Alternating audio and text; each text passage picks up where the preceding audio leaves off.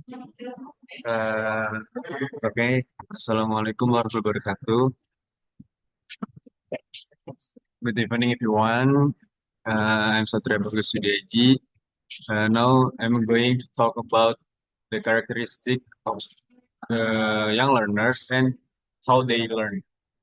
Okay. This topic is essential for teachers, especially those who work with young learners because it helps us design more effective and appropriate teaching strategies that truly support their development. Okay, uh, please listen carefully. Next, okay. There is table of content about this topic. The first one is introduction, and second one is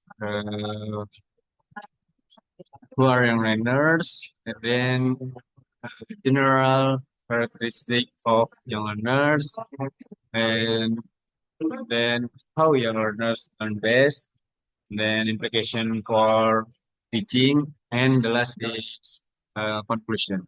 Okay, now we're going to the first is introduction. So in this topic, uh, what is it? This topic provide to understanding characteristic of young learners and how they learn, and the purpose to helps yeah, to helps teachers design effective and appropriate teaching strategies. Jadi di sini itu topiknya membahas tentang supaya guru itu memahami bagaimana sih karakteristik dari murid-murid itu sendiri dan bagaimana cara mereka belajar. Kemudian tujuannya adalah untuk membantu guru dalam menciptakan atau membangun gitu ruang belajar yang efektif dan dengan pembelajaran yang sangat strategis seperti itu. Oke, next. Oke, in this slide, we have questions. What are steps? Okay, generally, learners is who age between 5 until 12 years. So learners are typically children between the ages of 5 and 12. At this stage, they go through rapid development, not just physically, but also emotionally, socially, cognitively, and linguistically. And then, second one is the rapid stage of cognitive. Same with I say previous. So their brains are highly active and open to new experience, to new information, which makes this critical period for learning. Jadi sebetulnya secara definisi yang learners itu memiliki definisi yang sangat kompleks seperti yang tadi saya sudah jelaskan. Yaitu umumnya itu seorang anak yang berusia 5 sampai 12 tahun, yang mana itu apa ya masih fase-fase masih aktif-aktifnya dan juga masih memiliki pemahaman yang masih bagus seperti itu.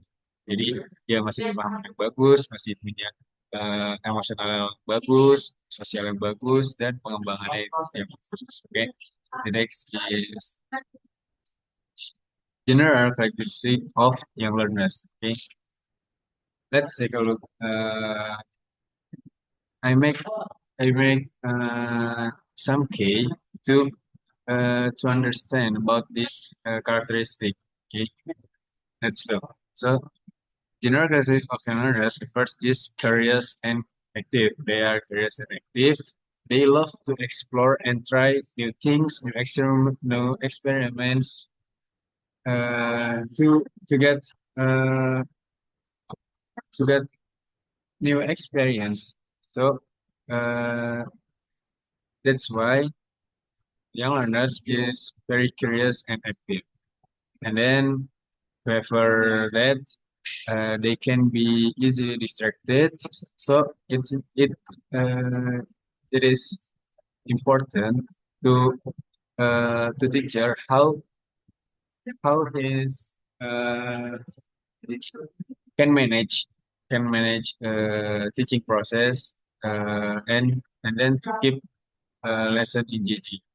Then they learn through the sense and the sense so hands-on and visual learning work best. And then they enjoy playing, which means games can be powerful learning tools. And the last is uh, talkative and social. So,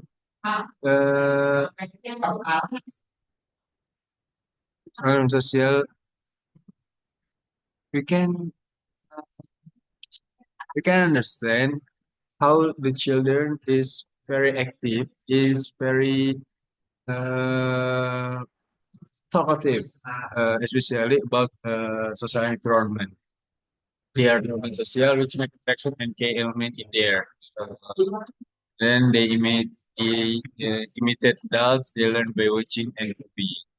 Next, how young learners uh, learn best. Jadi bagaimana sih caranya, cara yang diangkat gitu, itu dapat membantu pengajaran khususnya bagi young learners. So, how the young learners most effectively? First is through hands-on activities, things they can touch, do, and experience.